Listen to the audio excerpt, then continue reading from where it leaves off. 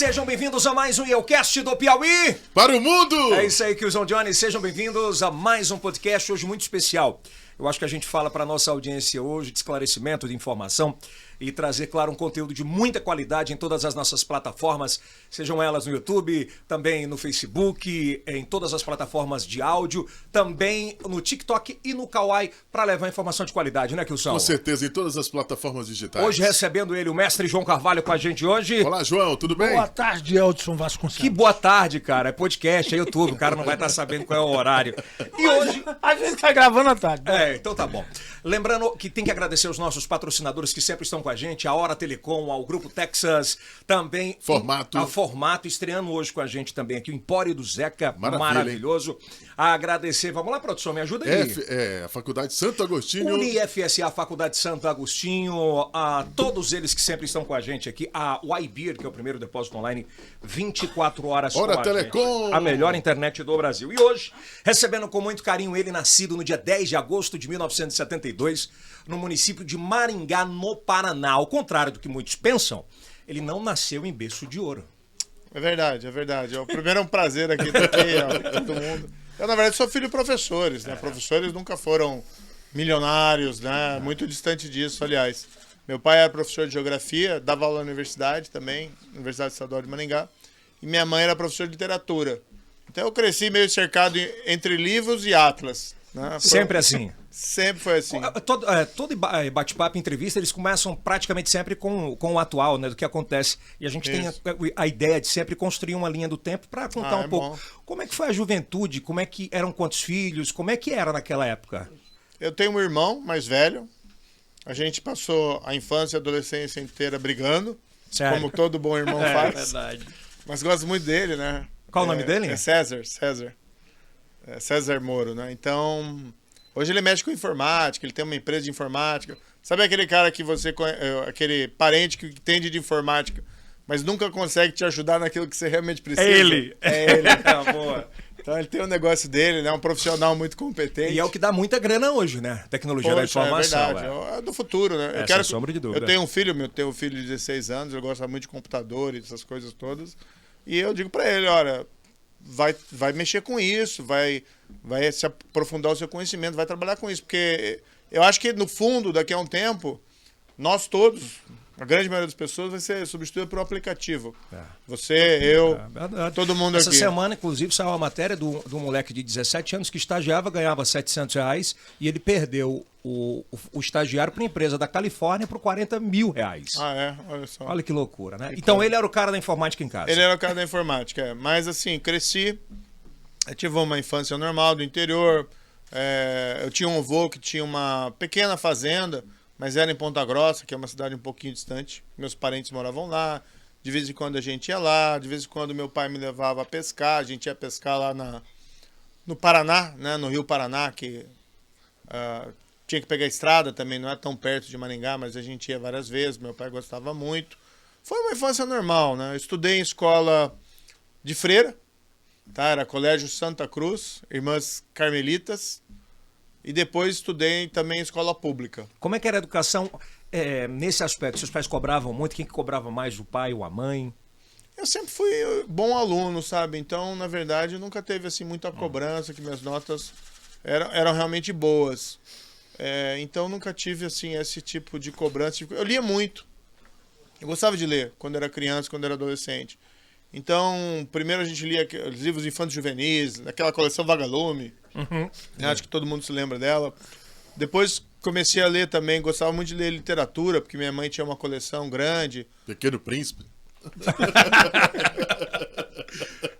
Não, nessa época não foi bem por aí. Não, mas pode continuar, Nunca participei de concurso. Não, eu ia falar uma coisa. Mas pode falar. Não, melhor não. Vamos lá, vamos seguir esse raciocínio. Então você gostava muito de ler. Entrou direto na magistratura ou exerceu outro cargo? Microfone, João Carvalho. Entrou direto na magistratura ou exerceu outro cargo público? Porque a gente nunca vê falar, já vê falar você na magistratura. Eu acho que a primeira vez que eu vi publicamente citar Sérgio Moro foi na Operação Colina. Isso. Que muita gente fala Lava Jato, mas existe o Sérgio Moro antes, né? Claro. E esse período foi muito precoce, né? Da saída ali da faculdade já para a entrada em... Eu fui fazer Direito. Na verdade, eu queria fazer um curso na área de Humanas. Não sabia muito bem o que ia fazer, pensei em jornalismo, mas acabei optando por Direito. Fui lá na faculdade. Não tinha nenhum parente advogado, nenhum parente juiz. Minha família não tinha tradição no Direito. Passou de primeira, amor? No vestibular? Ah. Foi. Eu era bom aluno. Eu vou dizer que na minha época, na Universidade Pública lá de Maringá, eu passei em primeiro, né, no curso de Direito e tal. E eu me formei, eu já estava estagiando no escritório, que era um escritório de advocacia tributária, e gostava até de ser advogado, mas eu tinha também aquela intenção. O advogado, o problema dele é o seguinte: é uma profissão nobre, mas você fica vinculado ao cliente. Você tem que fazer o melhor para o seu cliente. Às vezes o teu cliente está errado, mas como advogado você tem que defender a posição dele. E eu queria ter mais independência, e daí eu vi assim na possibilidade do judiciário. Fiz um concurso para juiz federal. Na época não tinha tanto juiz federal como tem hoje, era menor. Né? E quando eu fiz, eu tinha, sei lá, poucos juízes federais ali no Paraná. Eu passei nesse concurso, também chamou a atenção ali da cidade, porque acho que foi o primeiro, não foi o primeiro maringaense, mas foi um dos primeiros ali que passou. Então eu assumi essa profissão com 24 anos, juiz federal. Até um pouco uma temeridade, né? Tão novo assim. Pois é, precoce, né? Hoje você exige 3 anos de formado. Não tinha exigência da prática, né? Não tinha. Daí eu fui, mas assim, fui trabalhar ali em Curitiba, primeiro numa vara de execução fiscal. Fui também para Cascavel, que é no interior do Paraná, terra de gaúcho. Trabalhou em Joinville também? Minha filha nasceu em Joinville. Sua filha nasceu em Joinville. Eu casei ali em 99, tá? Até fiz aniversário de casamento agora, 23 anos de casado. Minha filha nasceu em Joinville em 2000. E até brinco com ela, né? Que ela é catarinense e tal. E Santa Catarina tem a fama de ter mulheres bonitas, verdade, né? Fala, olha, vê que legal, né? Tá verde, confirmando, né? A regra. Só que a gente pode chamar de barriga verde. Não tem problema. E o que a paixão por essa questão dessas operações, o que é que a gente caminhava para isso? Qual foi o primeiro despertar? É porque a gente teve a primeira grande operação. A Operação Colina já não era uma coisa tão pequena, né? 24 bilhões de recursos. Foi grande. Apurado, foi né? Grande. E naquela época não tinha tanto esse costume, assim, né? Pelo menos de se investigar muito forte. Não. A gente tem uma tradição, isso acompanhando a Justiça Federal. Na Justiça Federal, no começo, o pessoal investigava basicamente contrabando e descaminho. Né? Era os sacoleiros lá, e nem eram os grandes contrabandistas. Depois começaram a pegar traficante de drogas, e foi evoluindo até para pegar grande traficante. Eu tive um processo lá contra o Fernandinho Beiramar, né? Que era ele e a quadrilha dele. A gente teve até decreto de prisão. Eles tinham... Era até uma história interessante que a gente aprendeu um pouco de detalhes lá sobre a operação dele. Como ele é? tinha 2 bases. Tinha uma na região de Foz do Iguaçu e uma na região de Guaíra. Todo mundo tem uma base em Foz, né? Um negócio impressionante. Eles traziam a cocaína de pasta base de cocaína lá da Bolívia, pousavam numa fazenda lá no Paraguai, fugiu o nome aqui da região, levavam para lá, daí eles batizavam a droga, e eles pegavam aviões pequenos e transportavam para o outro lado da fronteira, pousavam nessas pistas clandestinas do Paraná, e daí transportavam drogas, armas para o Rio de Janeiro. E foi uma mega operação na época, a Operação Fênix, né? Mas tive essa também, que você mencionou, que era a Operação Farol da Colina, que foi um desdobramento do caso Banestado. Na época foi a maior operação da Polícia Federal. Mas antes de a gente partir para essa área, quando você fazia ainda parte de tráfico, né, com o Fernandinho, eu li algumas coisas que você ia trabalhar de bicicleta e depois passou a trabalhar de carro blindado. Foi nessa época ou foi depois?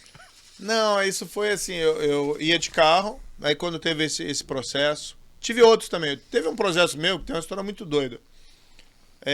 Tem um traficante mexicano que chama Amado Carrillo Fuentes. Tá até nesse Narcos México, acho que o 2. Chamava Senhor dos Céus. Esse indivíduo teve em 1997, em Curitiba, comprou uma fazenda para lavar dinheiro e tal. E ele tinha uma esposa brasileira e eles acreditavam que... Ele gostava muito de mulheres assim, né? Ele gostava muito de esposas, mulheres assim, bonitas, né? Era bonita a mulher dele. Eu não sei, eu não vi essa série, só ouvi dizer que tem. Eu vi Narcos 1, não vi Narcos 2, tá? Mas aí diziam que ele teve um filho e ele acreditava que se ele tivesse um filho brasileiro, ele não seria extraditado do Brasil para os Estados Unidos. Então ele queria vir morar aqui para escapar da justiça americana. Que no fundo não é verdade, né? O fato de você ter um filho brasileiro não impede você de ser extraditado. Mas com o Ronald Biggs isso funcionou há muito tempo, né?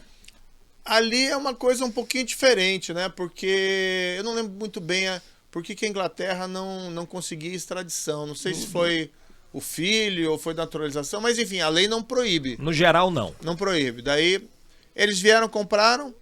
Aí ele saiu de Curitiba. Naquele mesmo ano, ele fez uma cirurgia.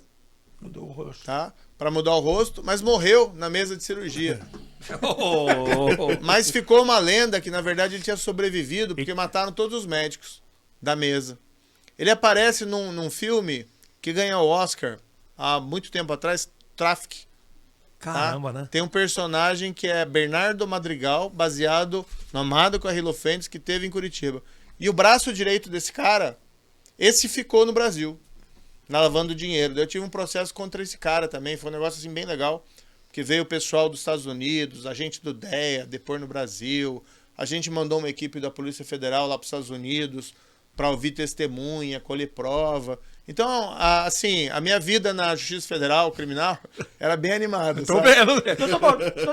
E aí teve épocas que realmente que eu tive que usar carro blindado, porque era meio perigoso. Chegou Deixou a a receber bicicleta ameaças. de mão, né? Deixou a bicicleta de mão. Mas nessa época chegou a receber ameaças? Ah, sempre teve ameaças, infelizmente. Algumas, tem muita ameaça que você recebe, na Lava Jato eu recebi muitas.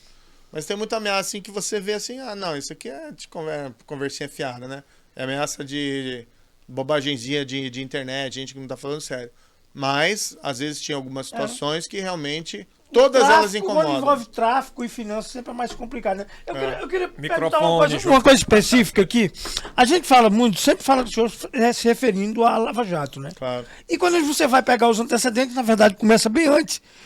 E eu vou até ser assim meio louco. Eu acho que a Operação Banestado e a farol da Colina, elas tiveram uma importância vital, porque elas, na verdade, elas desentranharam o poder, né? Você vê que ali, realmente, quando entrou para a lavagem, começou-se realmente eu acho que o grande legado da sua passagem pela magistratura não é Lava Jato, é tudo. É que, na sua presença, você tem os poderosos pela primeira vez. Vão para julgamento. Deixa de falar naquele ladrão de galinha e começa a falar de gente grande, né? Claro. Falar de milhões, né? De Então, restituição a nacional. Operação Banestado realmente ela foi importante. Foi importante. A gente teria feito muito mais, mas a gente, para ser muito sincero, a gente não tinha apoio nem da legislação, nem dos tribunais. Para te colocar um exemplo, tinha diretores e gerentes do Banestado que estavam envolvidos naquela grande lavanderia dos doleiros, né? Do IOCF, né? E o CF, inclusive, e tal. Esses diretores e gerentes, eles foram acusados lá em Curitiba. Eu proferi uma sentença condenando eles em 1 ano. 1 ano que entrou a denúncia, 1 ano tinha a sentença. Depois foi para o tribunal, ficou 5 anos. Parada. Escreveu. O tribunal reduziu a pena, né? Acho que deram um tratamento, assim, com todo respeito ao tribunal, na época, meio leniente. Foi para o STJ e a maior parte dos crimes prescreveu. Teve pouca gente que, no fundo, lá aí cumpriu pena. Dos doleiros, não. Dos doleiros foi diferente. Teve o CF, que ele só conseguiu sair porque ele fez um acordo, tá? Mas ele ficou 1 ano preso, não ficou 1 dia só, como coloca naquela série lá maluca, o mecanismo, né? Aí teve... Você assistiu essas séries? Assisti. Decepcionou curiosidade, total? né? Eu acho só engraçado, né? Porque tem muita ficção. E talvez não precisasse ter tanta, porque a história é interessante. Mas, assim, te colocar uma experiência que eu tive. Eu fui pra Cali, quando eu era juiz, convidado lá para uma associação de magistrados da Colômbia para falar, né? E cheguei lá, todo mundo era fã da série Mecanismo. Só que como ela diz que é baseado em fatos reais, e os fatos são muito recentes, aí começa aquela fronteira entre ficção e realidade esvanecer. Aí me chegavam lá, isso aqui é verdade, isso aqui aconteceu? Por que o policial tentou se suicidar? Eu falei, ninguém tentou se suicidar. Entendeu? Fica meio fora da curva, né? Tudo aquilo. E aí chega a Lava Jato. Como é que surgiu e como é que entrou definitivamente a Lava Jato na vida do Sérgio Moro? Então, tinha uma investigação que envolvia uma operação de lavagem em Londrina, uma cidade ali perto de Maringá. E a minha vara, lá, 13ª, ela é competente em todo crime de lavagem que aconteça no Paraná. Era na época. Isso veio para nós. E o pessoal investigando, puxando um novelinho, papapá, chegou num deputado federal, que era o José Janene, que já tinha até falecido, mas o dinheiro era dele e ele tinha recebido no esquema de corrupção. E aí chegou no esquema de corrupção lá da Petrobras, Alberto Youssef. O que é a Lava Jato descobriu? Que diretores e gerentes da Petrobras, uma síntese, né? Estavam lá com o objetivo de arrecadar propina para eles. Na verdade, estavam lá para arrecadar propina para os outros, para políticos e para financiar ilegalmente partidos políticos. Mas como ninguém é de ferro, também né, entrou. Eles chegaram assim, não, por que eu vou ficar cobrando suborno para os outros e não vou pegar a minha parte? Daí eles começaram a pegar para eles também. Aí você tem aquele caso do gerente que devolveu 100 milhões de dólares, você tem a Petrobras que já recuperou 6 bilhões de reais, que já entrou nos cofres da Petrobras. Fora o que está sendo cobrado, né? Fora o que está sendo cobrado, que ultrapassa aí a dezena de bilhões de reais. Ou seja, um mega esquema de corrupção. Infelizmente, no Brasil, a corrupção é muito forte, é muito grande, né? A gente pensa que isso não impacta. O pessoal fala, tem que falar de economia. Eu estou falando de economia, estou falando um monte de economia. Mas também não vou deixar de falar que a corrupção é algo que impacta a vida das pessoas, né? Dinheiro que poderia estar sendo utilizado de uma melhor forma e está indo para bolso de político. Mas antes de passar de entrar ali naquela questão parte... ali, você também atuou como assessor da ministra Rosa Weber, né? Foi. Nesse caso, já no mensalão, né? Foi. A afinidade com confusão com poder vem de cedo, né? Como é que foi essa Como é que foi essa experiência? experiência no Supremo já? Mostrando sua passagem no Supremo lá, trabalhando com a ministra. Olha, foi uma experiência gratificante, foi bom conhecer o Supremo. A ministra é uma pessoa, ela é muito gente boa pessoalmente. E eu recebi esse convite, foi ali no final de 2011, para passar um ano no Supremo, né, como o juiz auxiliar. No fundo, é uma espécie de assessor de luxo, tá? E coincidiu que foi o ano lá do julgamento do mensalão, né? Então, Já tava estava no olhando meio naquela época. Na As confusão. coisas Muita gente estrelas. que tá no Petrolão, tá no mensalão e tá na Lava Jato, né? É incrível como esse povo se encontra, né? No olho do furacão. São umas coincidências, mas foi assim, são coincidências, né? Uma coisa assim engraçada. Mas foi uma experiência boa, porque daí você pôde ver todo aquele caso e o Supremo proferiu uma decisão que foi importante, ninguém tinha muita fé no Supremo, queria proferir lá vereditos condenatórios, e no final condenou muita gente. A gente teve um precedente, o senhor acho que não é nem precedente, mas um caso meio isolado, que é um ministro do Supremo não esperar a expulsória, né? Como eles chamam a compulsória, né? Que foi o ministro Barbosa. O Barbosa teve um papel importante ou de confrontação, ou era mais, vamos dizer assim, um folclore em cima dele? Eu acho que ele foi importante no julgamento do mensalão, ele fez a coisa correr e acontecer, tá? Mas também não tira o mérito de outros ministros, ali o Carlos Aires Brito, tá? O próprio César Peluso, que participou ali no começo e foi presidente e deu andamento. Então foi um bom momento do Supremo, teve muito voto vencido também, tá? Acho que algumas condenações, as penas ficaram abaixo do que deveriam, até, né? Exatamente. Mas assim, foi um bom momento. E aquilo deu uma sinalização para toda a magistratura, vocês têm que pegar firme com a corrupção. E foi o que a gente foi fazer na Lava Jato. Isso. Mas o que a gente acompanha, doutor Moro, é que a dosimetria ela é muito dura na base e nas cortes superiores essa dosimetria, de certa forma, ela fica muito acanhada, né? Não, a gente tem que ser bastante sincero aqui. Infelizmente, o Brasil, né, para você ter uma aplicação rigorosa da lei em caso de corrupção, é muito difícil. É o rico e poderoso, ele sempre consegue escapar das garras da lei. Às vezes até quando ele comete um crime tipo assassinato. A não ser que você assassine alguém lá que também seja igualmente Poderoso também. importante. Então a gente tem um problema sério no Brasil, e isso, nosso projeto, a gente quer mudar isso, que é aquela velha história do sabe com quem você está falando, Foro privilegiado.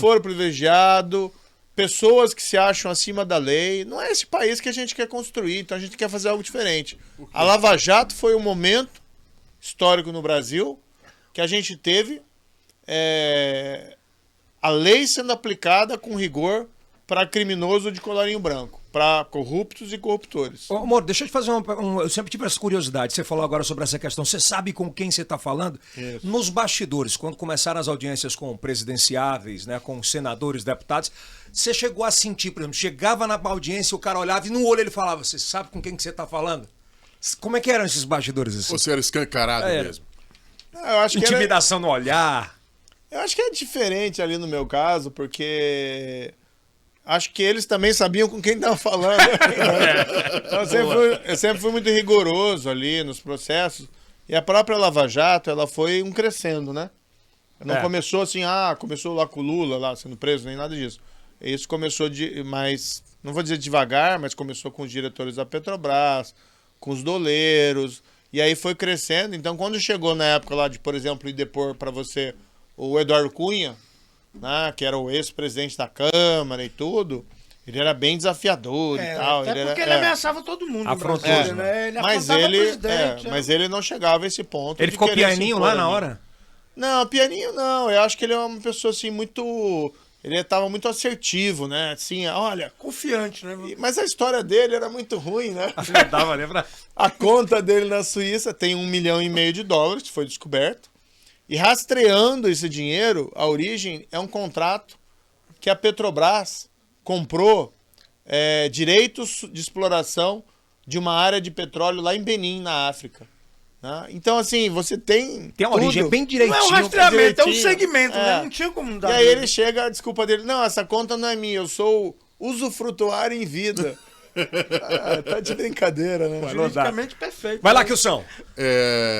Doutor, por que a corrupção no Brasil é considerada sistêmica? O que a gente viu na Lava Jato, assim, você tinha praticamente uma tabela. Tava tabelada a corrupção. Tá? Era uma prática sistemática. Foram 10 anos, diretores nomeados pelo Lula na Petrobras, tá arrecadando suborno e propina de grandes empreiteiras. Então, quem ia fazer um contrato com a Petrobras, pelo menos aqueles grandes contratos, já sabia de antemão que tinha que pagar. Tá? E era tabelado, era 1 a 3%, a depender do caso. E parte desse dinheiro ia 1 a 3% do valor do contrato. Quando você pensa no valor dos contratos da Petrobras, aprendi um pouquinho, né, sobre isso. Aí tinha lá um aluguel de navio sonda. Pô, $500 milhões Para aluguel do navio. para alugar um navio, né? E 1% sobre isso é muito dinheiro, É entendeu? muita grana. Então, às 3% vezes variava. então? Não, às vezes era 1, às vezes era 3. Aí parte ficava com os diretores, que ninguém é de ferro, né? Eles tinham a parte deles. Aí tinha a parte que ficava que ia para os políticos, e aí você tinha político de vários partidos, e parte ia para os partidos. Agora meio que rimou, né? Parte ia para os partidos para financiar ilegalmente as eleições. Mas isso tudo também acontecia porque a gente praticamente não tinha regra de compliance aqui, né? Era como eu sempre digo nos coisas, era um cabaré, né? Administrativamente essas estatais, né? Essas estatais eram... Você vê que tem gente que indicou no governo Figueiredo e que indicava no governo Dilma. Era um negócio assim, completamente do PMDB, principalmente. O PMDB, aquelas antigas forças. Tem duas coisas que são um legado bacana da Lava Jato que às vezes passa despercebido.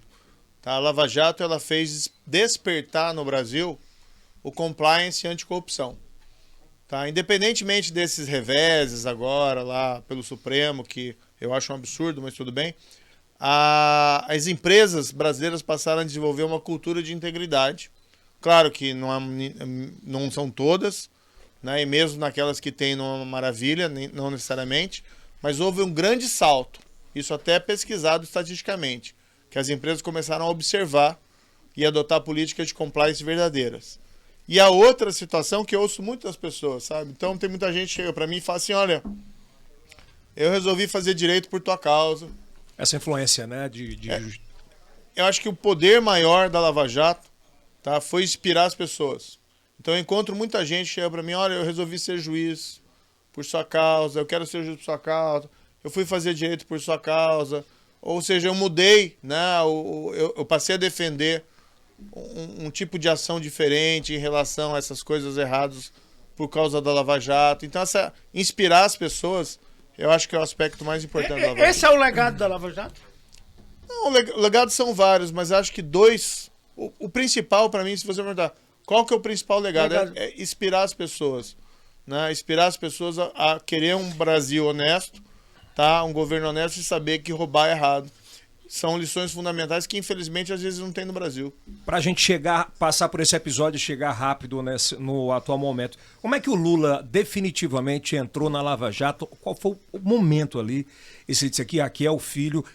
Como é que se conseguiu identificar definitivamente o governo? Bem, veja, todo esse escândalo de corrupção aconteceu no governo dele. Ele que nomeou os diretores e todos e tal.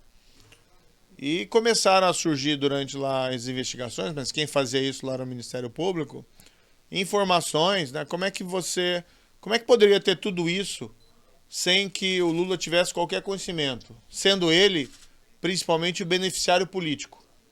Próprio mensalão, por que você pagava suborno para parlamentares para dar apoio ao governo federal durante o governo Lula e o presidente não sabe? Essa é uma questão que até hoje não foi respondida muito bem. E a mesma coisa a gente via lá no Petrolão. Né? Por que diretores nomeados pelo Lula arrecadavam por 10 anos suborno e nunca foram incomodados? É um negócio estranho. Você vê o chefe da Casa Civil foi condenado e o presidente não foi. Quer dizer, tu condena o parceiro de trabalho. E aí foram surgindo algumas informações, tá? Isso o Ministério Público daí começou a investigar. E o Ministério Público quis se concentrar naqueles casos que envolviam algum enriquecimento patrimonial do presidente. Mas se você for ver todo o quadro, né, é muito maior do que sítio de Atibaia, ou acusação do triplex, ou o caso da Odebrecht. Né? Odebrecht, os colaboradores, isso consta em documentos, uma planilha que foi apreendida, eles afirmam que eles colocaram 200 milhões de reais à disposição, né, em dinheiro que era misto Caixa 2 e misto corrupção, declaração deles, à disposição da presidência da República durante o governo do PT. Né? O Palocci confessou isso também. Então o problema era muito maior, né?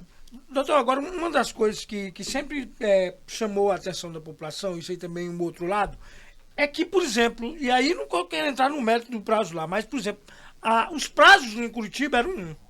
No TRF já era outro. E quando chegaram no Supremo não tinha prazo, né? Era perder de vista, né?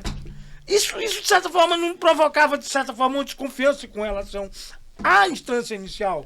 Olha, eu acho que até o TRF, em Porto Alegre, ele jogava muito rápido. Era um outro TRF, não era o mesmo da época do Banestado, né? Com magistrados, assim, muito preocupados, incisivos, né, em fazer o seu trabalho, tanto que o caso da apelação do próprio Lula foi julgado rapidamente. Com um caso dessa dimensão, você tem que dar prioridade. Né? Assim, a pessoa fala, você tem que julgar todos... gente que o Ministério Público denunciou naquela época que tinha foro privilégio, que ainda hoje não foi citado. Não, daí tem essa outra situação, né? Sim, no Supremo, infelizmente, né, muita ainda coisa é ação parou. Criminal, ainda é ação penal lá, ainda é AP. Né? Um negócio aí quando você vai perguntar pro juiz, assim, eu não posso fazer nada porque eu tenho muito processo. Mas Tudo processo bem, desse, mas você não pode pegar aquele processo, né? Ou vocês têm que deixar julgar. o Joãozinho de lado ali, né? Deixar o guardinha lá que eventualmente recebeu lá uma gorjeta para comprar uma cerveja, que é errado também. Mas é diferente, né? Petrobras, bilhões, o guardinha lá que recebeu uma cervejinha. Reais, né? Então, como tem que dar prioridade.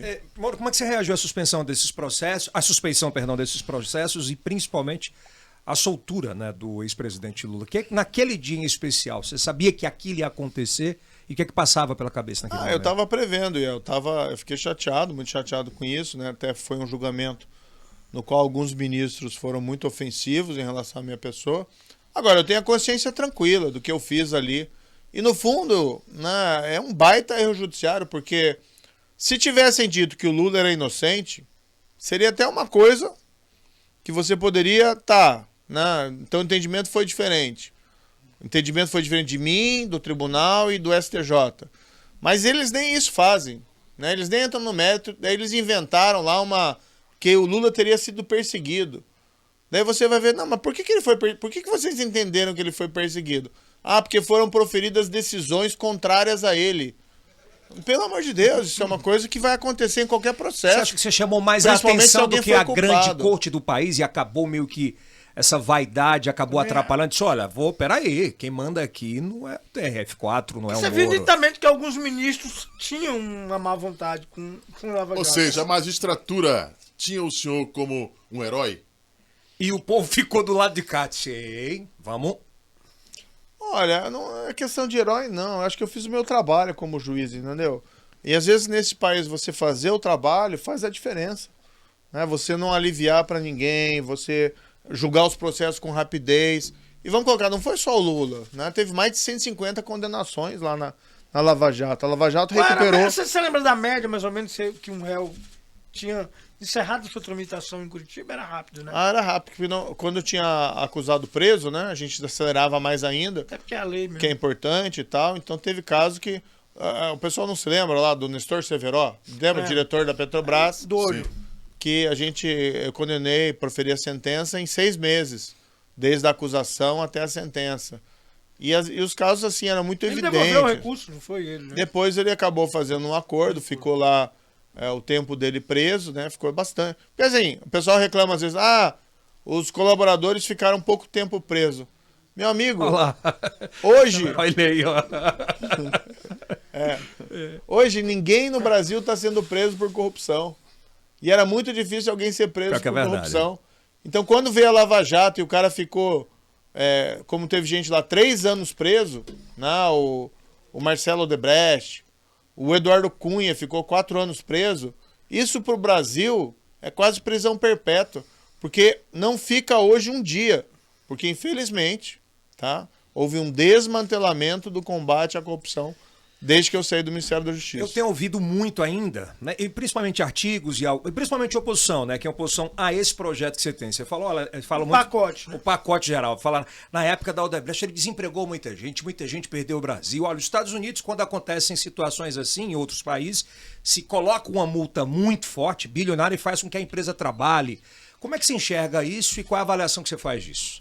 Isso é uma conversa fiada, né? O pessoal que fala isso, até a gente compreende as críticas, mas assim, quem quebrou as empresas foi o governo do PT, com um esquema de corrupção que ele fez durar por mais de uma década, tá? E as próprias empresas que se envolveram nesse esquema de corrupção por mais de uma década. Todas essas empresas, desde o primeiro dia da Operação Lava Jato, que foi preso lá o Paulo Roberto Costa, e aí eles já sabiam que eles tinham feito coisa errada. O que eles deviam fazer? E é o que acontece nos Estados Unidos. A própria empresa faz uma investigação interna E aponta. e ela procura as autoridades para informar o que aconteceu de errado. Que é a forma da empresa resolver os seus problemas sem danos maiores. Salvar a reputação, sim, mas você precisa reconhecer os erros, colaborar com as autoridades e pagar lá uma multa ou uma indenização. Todas as empresas investigadas na Operação Lava Jato, desde o primeiro dia, tiveram essa opção. 17 de março de 2014 foi quando teve a prisão do Paulo Roberto Costa. Tá? A Odebrecht foi fazer isso, procurar as autoridades em 2016. Bom tempo. E aí, assim, foi sangrando no período, entendeu? Agora, o que a gente podia fazer?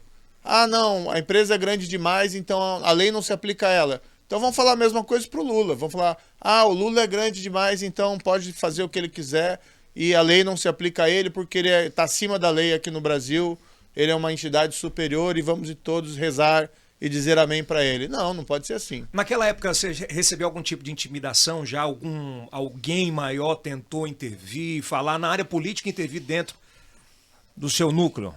Olha, tinha uma pressão terrível, né, na Lava Jato para que a gente não prosseguisse. Tipo o quê? Quem? A própria Odebrecht promoveu uma campanha difamatória contra a gente na imprensa, contratou lá, né, teve lá uma movimentação em cima de contratação de investigadores para ver se descobriam coisa errada dos policiais, do Ministério Público, de mim também, entendeu? Então teve a campanha dos blogs sujos relacionados lá ao PT, atacando a mim, atacando até minha esposa, atacando minha família. Te doía Jogo aquilo? bruto. O senhor falou em ataque e agora, vez por outra, eu vejo alguns recortes, mostrando pessoas gravando e fazendo até um massacre da pessoa em público. Eu vi aquela viagem dos Estados Unidos que uma moça filma e faz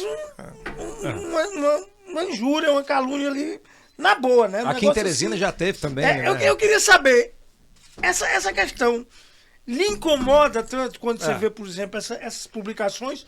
Ou eu, por exemplo, eu sou assim, mexa comigo, fale comigo. Você vai mexer com minha filha, nem que eu morra. Sim.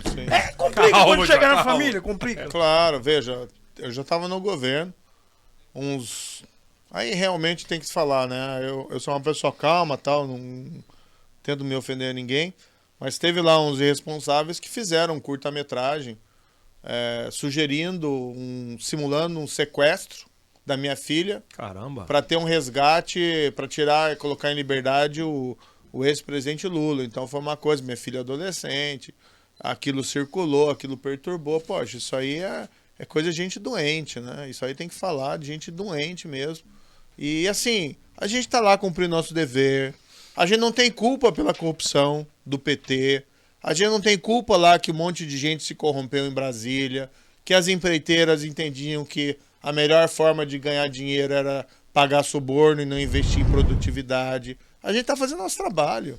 E as pessoas vêm lá macular dessa forma, atacar, ofender e fazer essas ameaças. Eu acho gente muito baixa. O senhor não acha que, de certa forma, não tem uma certa cumplicidade da população Com esse tipo de coisa? Com os acusados, naquele meio estilo interior paulista, aí estão falando do ex-governador? Rouba mais faz? Não tem muito isso, não. Essa cultura, né? Essa cultura. Eu acho que é esse tipo de país que a gente não pode acreditar, né? Não existe isso, rouba mais faz. A gente tem que ser faz e não rouba. Esse é o projeto que você quer e que você está defendendo, né? Faz e não rouba, né? Não tem por que uma coisa vir junto com a outra. Vamos passar agora para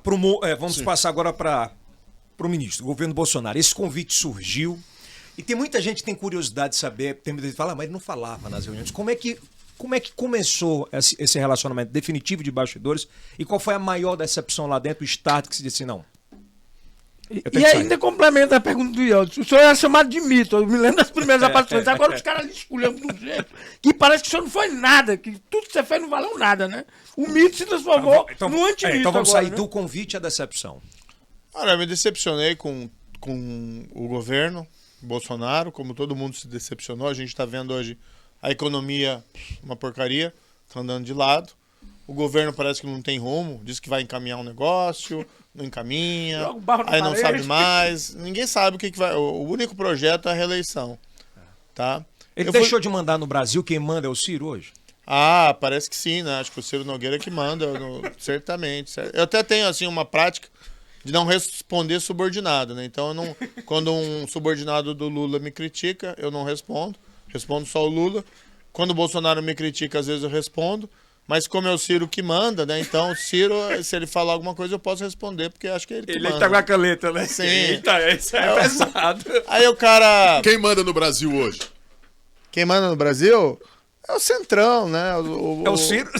É o Ciro, é o Arthur Lira. O presidente foi eleito dizendo que não ia se aliar ao Centrão. Hoje quem manda é Ciro Nogueira, Arthur Lira, acho que o Valdemar da Costa Neto. Então, assim, acho que a gente tá errando quando a gente critica o Bolsonaro. Tá? A gente tem que criticar quem manda. Tem que criticar ali mas esses aí três. aquela pergunta, todo mundo fala do Centrão, mas todo mundo governa do Centrão. Mas vamos no seu caso, você vai compatibilizar Você com pode o ter Centrão? certeza que eu sou bem diferente de Lula e Bolsonaro, entendeu? Porque essa história eu do escuto há 20 Centrão. anos, há 25 Mas anos, vamos 30 voltar- anos, vamos né? Mas aí eu vou te dizer, ó, tem uma diferença, tá? Muito clara. Eu não tenho rabo preso, tá? Eu não tenho rabo preso. Então eu posso conversar, posso ter diálogo, mas eu tenho meus princípios, meus valores, que são da população brasileira. A gente precisa ter um governo honesto, tá? Então a gente pode construir, sim, política pública, chegar a consenso. Política é a arte do diálogo. Agora, eu não chego numa mesa de negociação com medo de investigação, porque eu não fiz nada errado. Aproveitando É diferente É. de Lula e de Bolsonaro, que tem telhado de vidro. Ó, o Moro, deixa eu te fazer. É bem pertinente a gente fazer a pergunta nesse momento. Você acha que o que atrapalha, por exemplo, o presidente Bolsonaro são os filhos? Não, isso é aquela transferência de responsabilidade, né? Eu acho assim, Não. o país vai mal porque o presidente, infelizmente, é ruim. Tá? E essa história de ficar, eu não posso fazer nada na economia porque os governadores, eu não posso fazer nada porque o Supremo não me deixa governar. Eu acho que a gente pode criticar o Supremo, a gente pode criticar os governos do Estado por decisões que tomaram. Mas, assim, a liderança não se exime da responsabilidade dizendo que a culpa é dos outros. A liderança tem que assumir responsabilidade. Como foi na pandemia. Se tem uma pandemia no país e você é o presidente da República, assuma a responsabilidade pela condução, para levar o país para fora da pandemia com o menor dano possível. E não fique lá reclamando como se você não tivesse nada a ver com isso. Vai lá, Kilson. Doutor Sérgio Moro, existe uma diferença entre criticar e perseguir. O senhor critica o Lula ou persegue o Lula? Eu nunca tive nenhum problema pessoal com o Lula, tá? Deixar isso muito claro, eu nunca tive nenhuma animosidade. Até se a gente for pegar aqueles vídeos lá das audiências, você pode ver que eu fui, assim, extremamente polido e urbano e respeitoso com o ex-presidente. E, na verdade, quando há alguma confrontação, algum ataque, é normalmente dos advogados dele que assumem uma postura ofensiva em relação a mim. Tá? Então eu sempre fui muito tranquilo em relação a isso. Eu estava lá cumprindo o meu dever. Apenas porque eu acredito, e ainda acredito nisso, que o nosso projeto que é isso, que esse país não pode ter ninguém acima da lei, ainda que a pessoa se chame Lula. Tá? Ele não pode ser tratado de maneira melhor, diferente, só porque ele é ex-presidente da República. Moro, por que você decidiu definitivamente se candidatar e ser essa opção para o povo brasileiro de um novo projeto de construção do Brasil? Qual foi esse start? Foi depois de toda essa decepção com o Bolsonaro, o que você passou dentro do governo? Aí eles dizem que perguntam sempre, né? Quem foi traído ou quem traiu? Foi o Moro ou foi o Bolsonaro? Né? Sempre essa situação. Olha, essa explicação é muito simples, né? Eu fui pro governo, fui convidado depois das eleições, tá? Fui convidado depois, fui sondado uma semana antes do segundo turno, mas fui convidado depois das eleições, aceitei porque eu tinha um sonho. Né? Quem não sonha em você ter um projeto de mudança do Brasil para fazer algo melhor? E se a gente voltar nosso relógio lá para 2018, ninguém pode dizer, não tem uma chance de dar certo. Tem uma chance. Pode dar errado. Mas eu não queria ser aquele cara que 10 anos depois olhasse para trás e pensasse assim, puxa, eu não fiz tudo que eu podia. Tive a oportunidade e não fui. Quando você percebeu que realmente não ia rolar, rolar. Eu, por exemplo, quando eu vi aquela coisa passou no pacote de crime, comecei a ver os comentários em Brasília, conversando, trabalhei já em Brasília, o pessoal disse, não rola, João. Quando você percebeu que não ia para diante Quando eu não tive, por exemplo, quando eu não tive o apoio do presidente para o projeto de lei anticrime. O presidente é eleito, dizendo que, olha, nós precisamos combater a corrupção, o apoio à Lava Jato, a gente precisa combater o crime. Eu faço um projeto de lei com uma série de mudanças que iam dar um salto, tanto no combate à corrupção, como também no combate de outros crimes. Tá? Eu não tive um apoio zero do Bolsonaro. Chegou no final, e acho que esse foi o momento assim que toda e qualquer ilusão caiu. Na Câmara, tá? O projeto ele foi alterado para pior. Tá? Deputados lá colocaram coisas que prejudicavam. Centrão e PT, né? Na verdade, muitos dos que estavam ali advogaram em causa própria, né? Porque eram réus em processo. Enfim. Aí restringiam prisão, restringiam essas colaborações, uma série de coisas. Entrou a questão também do abuso de poder por parte de magistrados e autoridades. Tiraram lá a execução em segunda instância, né? E aí foi lá pro presidente, eles modificaram, foi pro presidente, o presidente podia vetar as alterações. Ele lhe ligou, falou com você no dia? Eu pedi que ele vetasse, eu tinha falado com ele já antes, e ele tinha me dito que ia vetar tudo, tinha assumido um compromisso comigo. Falou mesmo? Falou, eu vou vetar tudo que vocês pedirem, me falou expressamente. Tá, isso eu tinha costurado um acordo político no Senado, que o Senado ia sustentar o veto, se ele vetasse. Né? Então, o Senado ia sustentar? Foi um acordo, tá? Isso estava presente até a Simone Tebet na época. O Álvaro Dias. Estava presente o Álvaro Dias, estava lá o pessoal do Muda Senado e estava o pessoal do PMDB. Foi costurado esse acordo. Aí chegou, eu viajei no final de ano, fui visitar meu filho, que estava fazendo um intercâmbio no Canadá, tá? Ele tinha lá, na época, 14 anos. Fui visitar ele, passar o Natal com ele. Até o resto da minha família ficou no Brasil, porque a passagem estava muito cara. Acabou só indo eu. E ali no dia 23, me ligam do Planalto dizendo que o presidente não ia vetar. Ah, mas peraí, mudou por quê? Como assim? E aí, Complicado isso, né? e aí ele não queria falar comigo. Ele não Ah, queria falar com Não você? queria falar comigo. Daí, mais tarde eu insisti. No telefone.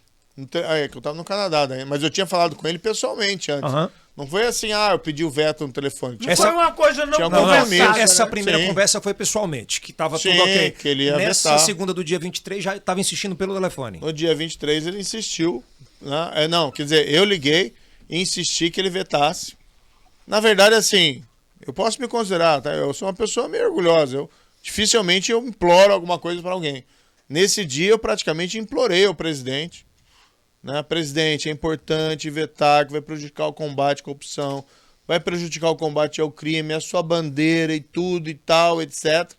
O presidente foi irredutível, não vetou. E a resposta dele pra você foi qual? Olha, eu já sabia que o compromisso dele com combate à corrupção e o crime era uma falácia. O que o presidente quer, o que ele entende de segurança pública, ele quer dar uma arma para cada cidadão no Brasil. É isso que é isso. Política de segurança pública para ele é isso. Mas você só entendeu depois.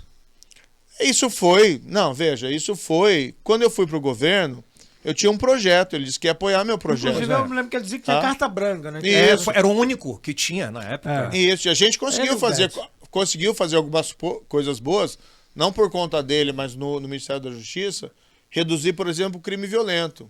Caiu 22% em 2019, em comparação com 2018, os assassinatos. Crimes cibernéticos com o delegado Alessandro Barreto, que é piauiense. Isso, que é daqui, a gente formou lá uma equipe, teve lá projeto, operação, É. tá? Mas ali, então, ele não vetou a explicação dele. A partir dali, Que você se blá. desiludiu com o governo.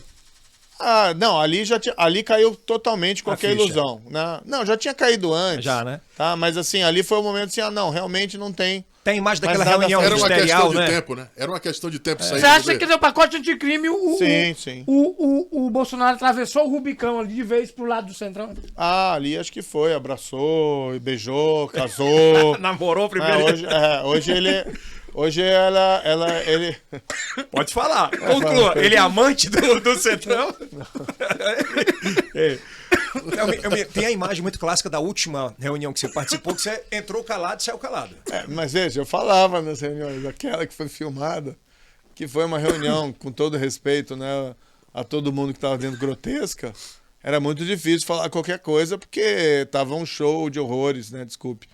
E aí, realmente, ali eu não vi espaço Você para não falar acha alguma complicado coisa. estar com o presidente? Cá pra nós, eu acompanhei algumas, eu até escutei os áudios de algumas daquelas reuniões, até porque depois foi publicizado. Olha aí. O presidente levou a transferência de uma superintendência do DPF para o reunião de ministério. Não é assim. Não é uma redução do poder do presidente, não. Não é uma coisa que abala até a credibilidade do governo, não. Olha, eu não quero levar para o lado pessoal, né? A minha opinião sobre o governo é muito ruim. Eu acho que o governo falhou, desmantelou o combate à corrupção. Hoje ele entregou o governo para o Centrão e o país está andando de lado. Então, assim, é uma constatação objetiva. Não é nem pra trás, é completamente de lado. Para trás em algumas coisas.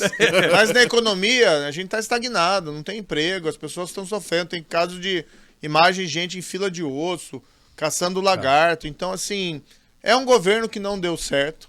Mas agora, não dá para a gente trocar um governo que não deu certo, que não está dando certo, por um governo que já não deu certo no passado, que é o governo do PT, né? Que foi o escândalo de corrupção, que foi a grande recessão de 2014 a 2016. Até hoje, a gente não conseguiu se recuperar daquela recessão, com desemprego e tudo. A renda per capita, hoje no Brasil, é inferior à renda per capita de 2013. Então, assim, o estrago que o PT fez no país foi tão grande e profundo, tá, que a gente não conseguiu se recuperar. E aí, como é que você vai optar entre essas duas? Tem aquele filme, né? Escolha de Sofia. Sim. É alguma coisa mais ou menos assim, né? Uma coisa assim tão ruim que você não consegue fazer, você fica perdido. Por isso que eu coloquei também, uma das razões Pois é. de eu ter colocado meu nome, tá? Primeiro que eu não desisto fácil daquilo que eu sonho, daquilo que eu acredito. Então eu acredito sim em um país com crescimento econômico inclusivo. Eu acredito que a gente precisa ter um país que você possa chegar lá na tua casa, olhar no olho do teu filho e dizer, filho, roubar é errado. Tá? Se você roubar, vai sofrer as consequências. E também você possa olhar lá pro teu filho e dizer para ele, falar a verdade para ele. Filho, você tem que trabalhar duro, você tem que estudar, você tem que trabalhar duro. Se você fizer isso, você vai ter direito a uma parte da prosperidade. A dedicação e esforço pessoal, né, leva as pessoas em algum lugar, como é a grande maioria dos brasileiros. O que a gente vê hoje é o contrário. É uma cultura que vem principalmente de Brasília, cultura da trapaça, do engano, da mentira. Não é o país que eu quero. Você se elegendo completamente na sua cabeça e certo da volta, por exemplo, dessas operações como a Lava Jato? Certamente, porque a gente vai dar autonomia para a Polícia Federal. O presidente, mesmo eu como ministro, eu não era o super tira. Né? O ministro é para ter política estruturante da polícia, ajudar também o Ministério Público, ajudar os outros órgãos lá relacionados ao Ministério da Justiça. Eu me envolvi mais, na verdade, na época como ministro da Justiça, nas operações que envolviam combate ao crime organizado, porque envolvia questões de logística e às vezes envolviam também coordenação entre outros ministérios. E tá? até às vezes muitos recursos mesmo, né? Exatamente. Então quando a gente fez a transferência das lideranças do PCC de São Paulo para presídios federais, quando a gente combateu lá a crise de segurança por 2 vezes no Ceará, e nos programas que a gente criou, Vigia nas Fronteiras, a Rede Nacional de Bancos de Perfis Genéticos, a Força de Intervenção Penitenciária Federal nos presídios, ou seja, isso deu resultados, tá? Agora, evidentemente, precisa dar autonomia para a Polícia Federal fazer a investigação, como os órgãos de polícia em geral. Isso você vai fazer? Ah, certamente. A minha ideia não é virar presidente para virar o super tira. Não, a gente tem que cuidar do país. Prioridade 1 é crescimento econômico. Também tem que combater a corrupção.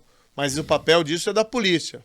Se você não dá autonomia para ela, se a polícia vai investigar alguém poderoso e o delegado é transferido, o superintendente é trocado, você intimida o diretor da Polícia Federal, aí eles não conseguem fazer nada. Porque Mas toda essa situação ela é criada por uma figura que a gente chama aqui de como é que é? Foro privilegiado, que até mudou o nome, hoje é prerrogativa de foro, né? Muda o nome, mas o viés é o mesmo.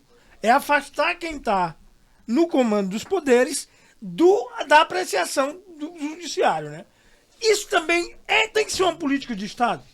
Olha, compromisso nosso projeto, uma das primeiras coisas que a gente vai fazer em 2023 é acabar com o foro privilegiado para todo mundo. Até para presidente, eu vi essa Até para presidente da República. Tem que acabar, né? A única forma de você justificar foro privilegiado hoje em dia é você afirmar que o político é melhor que o cidadão.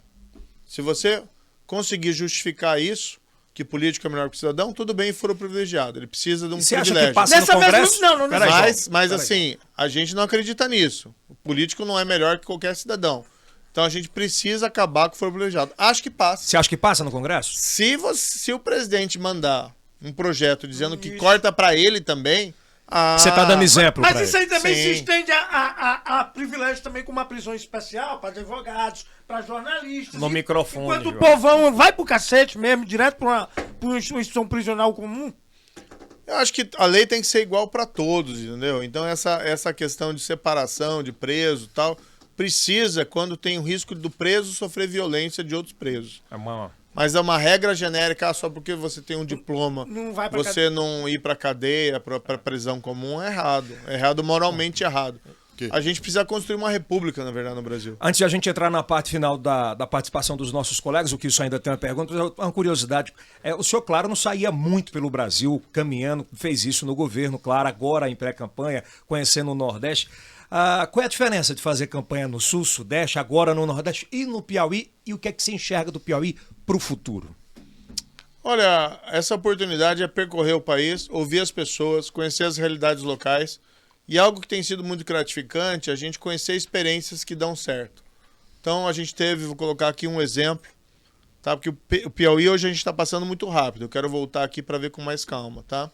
Mas a gente esteve lá no hospital de base de São José do Rio Preto, em São Paulo, que é um hospital de excelência no interior.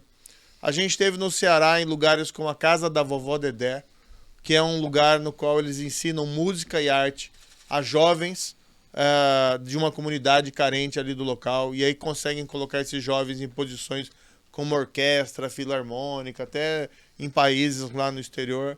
Uma casa na qual você respira arte e dedicação.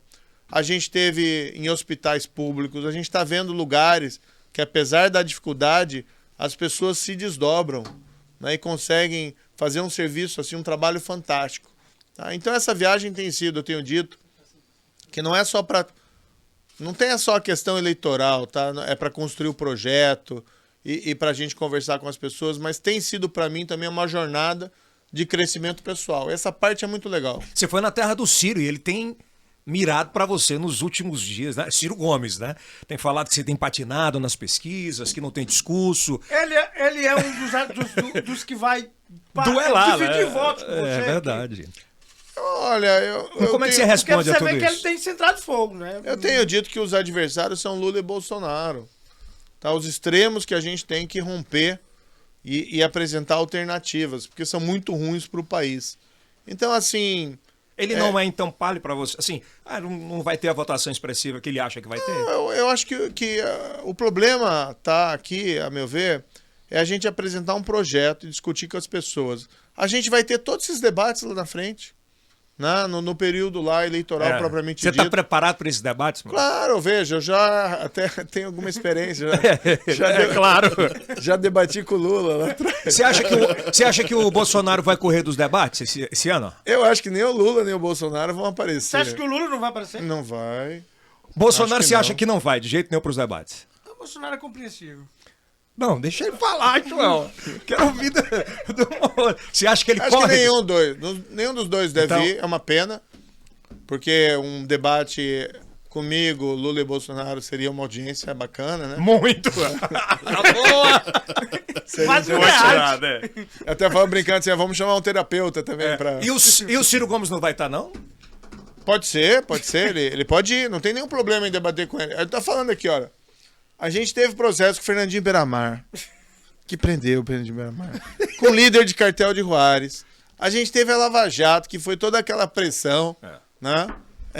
Só não teve mãos limpas, né? Na Itália. Olha, a gente teve todos aqueles réus perigosos, criminosos, etc, etc. Então, assim, ninguém tem medo de nada. Ou medo de qualquer desafio. Então, não tem problema nenhum em debater. Debate não é o problema. Mas, assim, vamos debater no momento próprio. Até porque ele, assim, não consegue falar uma frase sem dar um palavrão, sem ofender alguém. Daí, quer debate mesmo ou quer circo? A meu ver, quer circo. O povo quer saber. Os seus opositores, entre eles ainda, o Ciro e entre outros também, disse assim, não. Ele está propagando todo esse projeto para se candidatar não à presidência, mas ao Senado. Você é candidato à presidência ou tem possibilidade de sair para o Senado, por exemplo, ou para deputado federal? Eu tô quase tatuando o meu ombro, dizendo que sou pré-candidato a presidente. Porque... Mas é bom, é óbvio que as pessoas perguntem isso, né? Não, é porque, na verdade, o que acontece? Quem espalha essas histórias, essas fake news, é o pessoal que tem medo na nossa pré-candidatura. A gente lançou ela, já estamos em terceiro lugar nas pesquisas, e tem que tratar isso com bastante humildade, mas eu vejo assim, humildade, mas confiança crescente, porque tem uma grande demanda de uma alternativa contra Lula e Bolsonaro, tá? Então, o potencial é grande, e eu acho que eu fiz na minha história de serviço público, tanto como juiz, depois como ministro da Justiça, me dão credibilidade para dizer que eu sou a pessoa que cumpre as promessas, que eu entrego aquilo que eu digo que eu vou fazer, tá? A única coisa que eu não fiz ali foi consolidação do combate à corrupção, porque eu fui sabotado pelo Bolsonaro. E aí como é que o ministro vai fazer isso se não tem apoio do presidente? Mas a gente conseguiu combater a corrupção na época da Lava Jato, a gente conseguiu combater o crime organizado, reduzir a criminalidade lá em 2019, no período de gestão do Ministério da Justiça. Então, assim, a gente consegue entregar, entendeu? E a gente tem plano, tem projeto, tem que voltar ao crescimento Já econômico. tem nome de ministério por os ministérios montados? Porque a pergunta clássica, a resposta de qualquer político é: vai ser técnico? Vai ser... Pensa de alguma outra forma em montar? Ele é político, técnico político? Eu acho que essa é uma questão um pouco de carro na frente dos bois, né? Então a gente está nesse período construindo o projeto. É muito cedo para falar em nome de vice, muito cedo para falar em nome de ministro. O que eu tenho hoje é uma equipe que está coordenando tecnicamente a construção de um programa. E a gente tem nome lá como Afonso Pastore, como Joaquim Falcão. Então são grandes nomes brasileiros trabalhando. E a gente não é só a corrupção, tá? Muito pelo contrário, o foco do nosso projeto é a economia, a retomada do crescimento econômico inclusivo e projeto para a erradicação da pobreza e da fome. Tem tudo lá, educação, saúde, tudo. Você falou aí Só pra gente fechar, pra começar as perguntas. Na questão de Bolsonaro, Lula, qual o ativo político atual que você Fala no microfone, João. Qual o ativo político atual? Quem tem o que realmente, né? Você tem um monte de pesquisa aí, tem pesquisa pra todo gosto, né? Qual o ativo, qual é a situação real hoje? Pelo que você percebe, inclusive, nas ruas, né? País, né? Olha, percorrendo as ruas, para ser bastante franco, a gente tem tido muita receptividade, né? A gente é abordado a toda hora com gente querendo tirar foto, gente dizendo que, olha, eu não posso falar em voto aqui, né? Pode? Não posso, porque Falei, velho. o TSE briga comigo, tá? Então tá. Mas assim, muita gente dando apoio, tá? Para nós. Tem uma grande demanda e uma insatisfação das pessoas, tanto com o governo que não está dando certo, como um governo do passado que não deu certo. Então, assim, vamos olhar o futuro. Eu acho que é possível e a gente está só começando. Tem aí 8 meses até as eleições. Eu não posso acreditar que o Brasil vai cometer um suicídio de colocar Lula e Bolsonaro em 2023. Antes de a gente passar para as perguntas e fechar, o senhor falou em equipe aí agora há pouco, né? A gente teve recentemente esse episódio que mexeu com o Brasil inteiro, inclusive na demissão do apresentador do Flow, Monark, que lá estava o deputado Kim, que há poucas semanas atrás participou inclusive de uma live, né? Na apresentação daqueles valores do trabalho que foi realizado por você. Ele acabou se envolvendo nesse episódio. Como é que você analisa primeiro as declarações do Monark e a participação do Kim nisso e se ele continua participando no seu grupo político? Olha, eu já me manifestei até nas redes sociais, tá? Nazismo é um crime e uma ofensa contra o povo judeu e contra a humanidade. Então, o nazismo não se debate. A única coisa que a gente faz em relação ao nazismo é repudiar. Não tem abertura qualquer para a gente poder discutir. Não existe aspecto positivo, né? Nazismo é praticamente a representação do mal no século XX e pelo que fez, tá? Pelo que ele significa. E isso vai permanecer para sempre, tá? Isso é imutável e é também algo presente no século XXI. Eu respondo, veja, pelo que eu falo, tá? E pelos meus atos. Nós temos aliados. Estamos construindo alianças. Cada um deles responde por que eles falam e o que eles fazem. No caso do deputado, ele cometeu um erro brutal, tá? O Kim cometeu um erro brutal e ele pediu desculpas para isso. E tem que pedir mesmo, né? E tem realmente que se ajoelhar e pedir desculpas, porque foi um grande erro brutal. Agora, não pode a gente utilizar um episódio no qual ele cometeu um erro brutal para cancelar toda a história desse indivíduo, né? Porque esse tipo de erro pode acontecer brutal e ele não defendeu, né? Ele não defendeu ali o nazismo. Ele tem uma abordagem errada em relação a esse tema, profundamente errada, mas ele longe de defender ali o nazismo. Então, assim, uma coisa é uma coisa, outra coisa é outra coisa. Diferente do erro entendeu? do Monark. O Monark ele já vinha... Não, mas posicionalmente o Kim falou uma coisa e o Monark falou algo muito mais grave. É isso que eu tô falando. Algo muito mais grave. Mas assim, jovens falando besteira e cometendo erros brutais, tá? Em relação a esse tema, porque esse tema é um tema muito sensível, né? Depende de como você aborda, isso ofende as pessoas. É como a questão do Holocausto, né? O Holocausto é uma maior tragédia, não sei se é do século XX, mas talvez toda a história da humanidade, que é massacre em massa de grupos por questões raciais. Então, assim, é algo abominável. Não existe qualquer possibilidade de relativização desse fato. Você vê a loucura que é o poder da comunicação no microfone aqui em Teresina, não sei se você soube ontem, mano. Ontem à noite aqui um moleque tava com a camisa, foi para um restaurante e desafiou todo mundo com a camisa nazista. Olha o que é a disseminação desse ódio, né?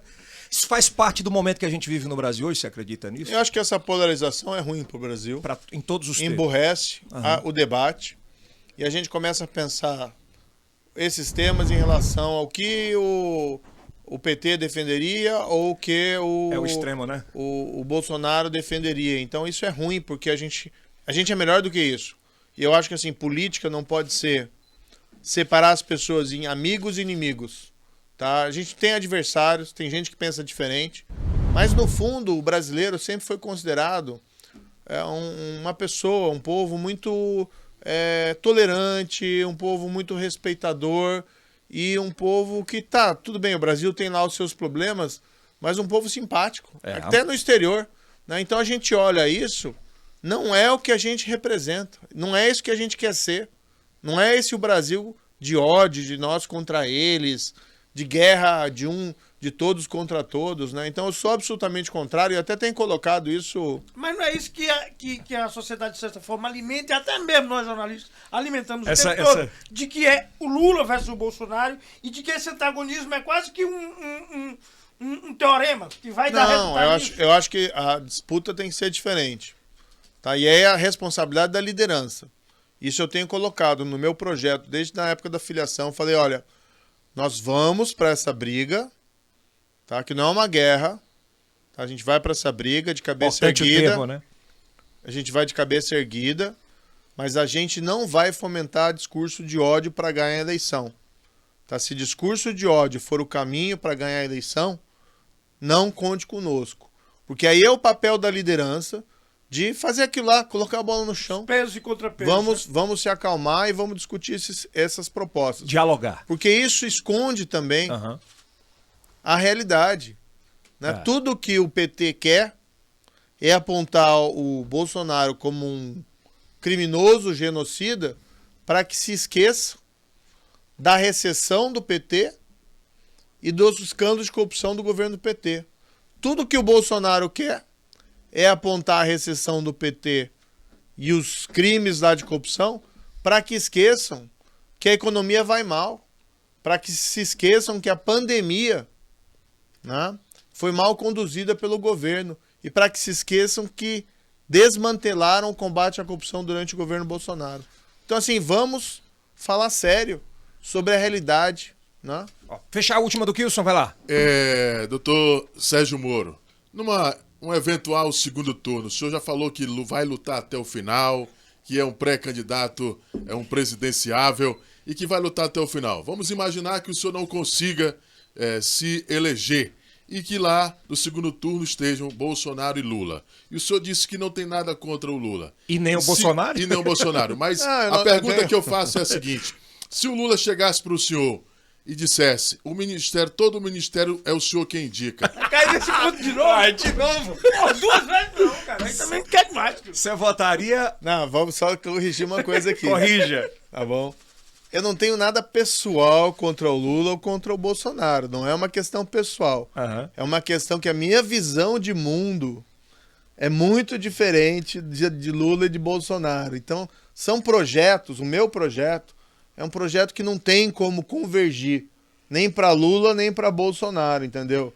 Então, não é questão pessoal, assim, eu não tenho um sentimento de vingança. De ódio, né? De ódio. Então, assim, eu sou uma pessoa muito tranquila em relação a isso. Acho que quando você cultiva ódio, você começa a se transformar em algo que você não quer ser. Mas segundo turno, seria voto nulo? Segundo turno? Não, a gente não vai correr esse risco. Eu sabia que ele ia responder. Você vai estar lá, né? Não vai correr esse risco. Boa. Ó, vamos lá então. Perguntas rápidas e também respostas objetivas. Esses são jornalistas locais que são muito respeitados aqui. Começando pelo Joel Silva, tem 50 anos de rádio. Vamos lá. Eu sou Joel Silva, radialista, sou jornalista, sou também de formação cientista social. E diante desta expressão da política brasileira, Sérgio Moro, eu gostaria de saber do senhor quais ferramentas o senhor vai adotar para quebrar a tendência de polarização na candidatura para a presidência da República entre Jair Bolsonaro e Luiz Inácio Lula da Silva. O senhor se acredita na criação de uma terceira via, quais são as ferramentas com as quais o senhor trabalhará para que possa chegar no segundo turno. Obrigado, Joel. Painel da cidade. Eu tive com o Joel, muito simpático. Ele deu uma entrevista lá na rádio dele. Olha, a ferramenta mais poderosa da humanidade, que é a verdade. Então, a verdade, as pessoas às vezes podem ser enganadas, mas a verdade, quando colocada, as pessoas também reconhecem. Então, tanto em relação ao que aconteceu no passado, como o que a gente pretende fazer no futuro. Tá? Volta do crescimento econômico. Tem, infelizmente, gente que está dizendo assim, me dê um cheque em branco, que eu vou fazer o Brasil voltar a crescer. Vai cair picanha do céu. No prato. Vai jorrar cerveja nas torneiras de casa. A gente sabe que essa história acaba na recessão, como foi lá de 2014, 2016. Tem que ter responsabilidade social e responsabilidade fiscal, porque senão as contas públicas explodem, o juro sobe e cai o emprego, cai o investimento. Eu tenho medo do que vai acontecer, tá, com o Brasil num eventual tanto governo do PT, do Lula ou do Bolsonaro, porque os dois parece que querem um cheque em branco. Então tem que perguntar para a população, olha, você daria um cheque em branco para o Lula e para o Bolsonaro? Eu não daria, mas eu também não estou pedindo um cheque em branco. A minha proposta é diferente, é realista. Tá? Então a principal arma, sim, é a verdade. É a verdade. Vamos lá, Poliana Oliveira, do Grupo Meu Norte. Vamos lá. Áudio. Não estamos escutando ela, Jó. Foi censurado. Foi censurado. Não foi não. Vai. Vamos lá? Dá pra dizer então que essas Volta candidaturas lá, não tem problema, vai. Continua sem. nome que chegou a terceira via ainda não tem nenhum nome que chegou a 2 dígitos, pelo menos 10% de intenção de voto nos levantamentos que têm sido realizados. Dá para dizer então que essas candidaturas fracassaram no projeto de tentar tirar Lula ou Bolsonaro do segundo turno? A dura Ela é dura, A Poliana Oliveira, ela tem outra, vai tranquila. Tá bom. Mas não, olha, a gente teve uma pesquisa, saiu semana passada, do Instituto, que é bastante sério, que nos coloca um 10,8, né? Então, verdade, 2 dígitos. Então, na verdade... O processo nem começou ainda. Né? Na verdade, até 3 dígitos, né? 10,8. Mas já é um avanço, né? Para as primeiras pesquisas. A gente acabou de começar. Que tá com 20 anos ainda, tem 8, Okay. né? A gente acabou de começar, então assim, tem muito tempo pela frente. Então as pessoas, não, ou tem que votar no Lula ou no Bolsonaro. Não, peraí, a gente tá em fevereiro, meu amigo, né? Então vamos com calma. A gente tem o nosso projeto, nosso carro tá andando. E assim, 11, vou colocar 11, vou dar um crédito aqui do 10,8 para 11. Né? As nossas pesquisas internas estão nos dando com 11. Aí, claro, aparece uma pesquisa lá que joga lá embaixo, a outra que, sei lá, né? Mas já tem 2 dígitos nessa 10,8. Sim. Vamos lá, quem vem agora é a Ari Carvalho. Vamos lá. Play, DJ. Oi. Para o segundo. Caso o senhor não vá para o segundo turno na eleição presidencial de 2 de outubro, o senhor vota em quem? O senhor vota no ex-presidente Lula para presidente? O senhor vota no atual presidente Jair Bolsonaro? O senhor anula o voto ou vota em branco? E por quê? Já meio que respondeu. Que a gente... Você já disse que vai estar... Olha, o Brasil não pode correr esse risco, não vai chegar esse risco. Isso não vai acontecer. Eu acho que até tava tendo um boato aí que o Bolsonaro ia até desistir, né? Você acredita nessa desistência dele? Ele ia ser candidato a... Talvez tenha que perguntar pro Ciro Nogueira. Talvez ele trocou, naquele negócio que ele foi deputado federal. Acho que ele tava pensando no Bolsonaro. Seria o Ciro Nogueira? Não, ele tá dizendo que ele tem que perguntar pro Ciro. É uma espécie de um ventríloco aí. Uma espécie de... Porque o Ciro não falou aí que eu ia concorrer a deputado federal? Acho que ele talvez trocou. Né? É uma boa. Quem agora? Francis Teixeira. Rapidinho, tá terminando aí. Confirmou a sua suspeição em relação aos processos que envolvem o ex-presidente Luiz Inácio Lula da Silva. Eu gostaria de questionar se o senhor se arrepende, de algum modo, de como lidou com os processos do ex-presidente da República ou se não se arrepende de nada. Boa. Não, eu tenho um grande orgulho do trabalho que a gente fez na Lava Jato, sabe? Porque o país sempre foi considerado um país corrupto, infelizmente, em que as pessoas roubavam e ninguém ia para a cadeia. A gente mudou isso durante a Operação Lava Jato e foram mais de 150 condenações.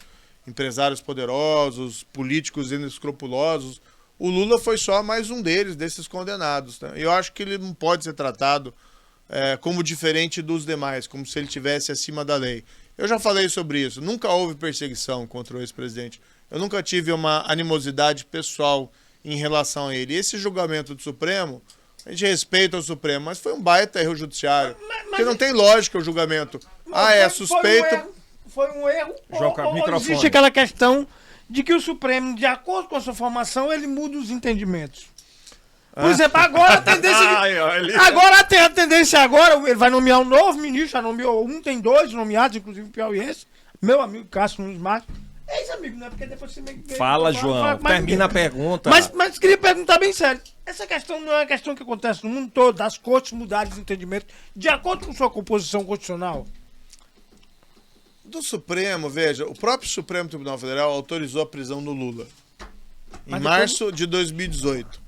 Né? E ele só foi preso porque o tribunal em Porto Alegre confirmou a condenação dele em primeira instância. E aí foi o mandado de prisão.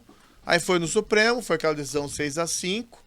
Tá? A Lava Jato estava no auge ali e tinha um grande apoio da opinião pública. Né? 3 anos depois o Supremo vem lá e diz, não, tem que anular, porque tem que ser julgado lá em Brasília, faltou pressão popular? E tal. Faltou pressão popular? Eu acho que se a gente não... Tem a velha máxima, né? O preço da liberdade é eterna vigilância. A gente pode adaptar também. O preço da integridade é eterna vigilância. Então a gente tem que estar sempre de olho no que Brasília está fazendo. E tem que cobrar realmente. A gente quer construir um país melhor. Isso precisa de esforços dos 3 poderes. A última, Rani Veloso, para fechar. Direto de Brasília. Você ainda vai encontrar ela muito lá. Vai. Vai. Da República, mesmo não saindo nas pesquisas dos 7%, 9%, ou vai se lançar à Câmara dos Deputados ou ao Senado, que tem mais chances de vitória, e por qual partido? Vai sair do Podemos para o União Brasil? É outra coisa. Tem muita gente comentando. Hoje. Praticamente você assistiu os podcasts e os contatos, todo mundo fala. Gente, fechou. Qual que é a minha opinião? Brasil, né? Qual que é a minha opinião, né? Hoje você tem o Centrão abraçado com o Bolsonaro, tipo Ciro Nogueira, né? O que a gente vê, no entanto, o Centrão está no poder desde a época do Lula. Tava lá com o Lula também. Né? Tá abraçado agora com o Bolsonaro. E a gente não vê o país progredir. Estagnado? A gente vê o Piauí aqui, infelizmente, com um potencial enorme de agropecuária, de exploração mineral. E a conversa com as pessoas aqui, não tem o porto, que reclamam lá do Luiz Correia. Não tem as estradas, a infraestrutura das estradas para escoar o produto. As pessoas sofrendo, nem todo piauiense pode comprar uma ilha, tá? E o que a gente vê agora...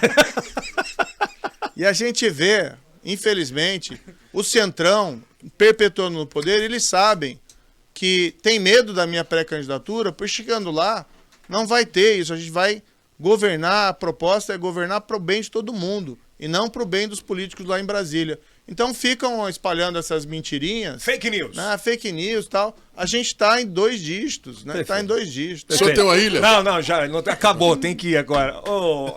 Doutor Moro, muitíssimo obrigado por separar um tempinho pela passagem pelo nosso estado, por ter vindo bater esse papo. Eu acho que esse tipo de comunicação ela é muito importante, principalmente hoje em dia.